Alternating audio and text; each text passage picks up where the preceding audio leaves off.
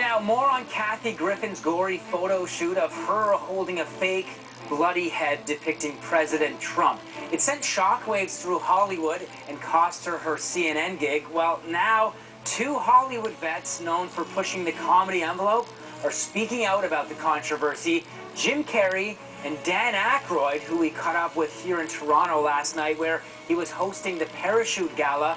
Now, a warning, some of the images you're about to see may be disturbing to some viewers.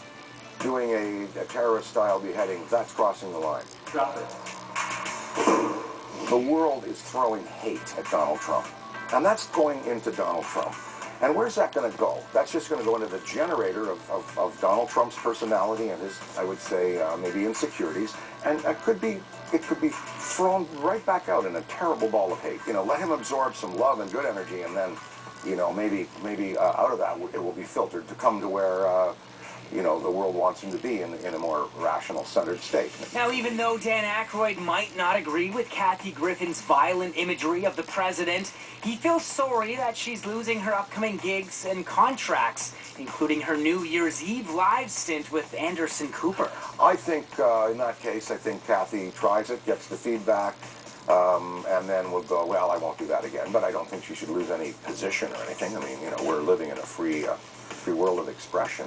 And over at the LA premiere of I'm Dying Up Here, Jim Carrey tells E.T. that it's important for comedians to push boundaries. I think it is the job of a comedian to cross the line at all times, because you know, that line is not real. And if you step out into that spotlight and you're doing the crazy things that he's doing, you know, we're the last line of defense, and really the comedians are the last voice of truth in this whole thing. You know, and you know, it's impossible to get away from it. You know, I had a dream the other night about that I was playing golf with Donald Trump, and I was standing beside him with a club in my hand, and I was, you know, considering my options when I suddenly woke up. You know, it was one of those dreams when you want to just get back to sleep so you can finish it, you know? Yeah. I've taken up golf anyway. And Jim Carrey will face trial for the death of his ex-girlfriend Catriona White after a judge refused to dismiss two wrongful death lawsuits against him. Now, White died from an overdose of various prescription drugs in 2015, which the coroner recorded as a suicide. However, White's mother and estranged husband allege Carrey provided those drugs that took her life. Now, Carrey's legal team says the lawsuits are malicious and predatory, while the actor believes this is a shakedown and denies any wrongdoing. The trial date is currently set for April 26, 2018.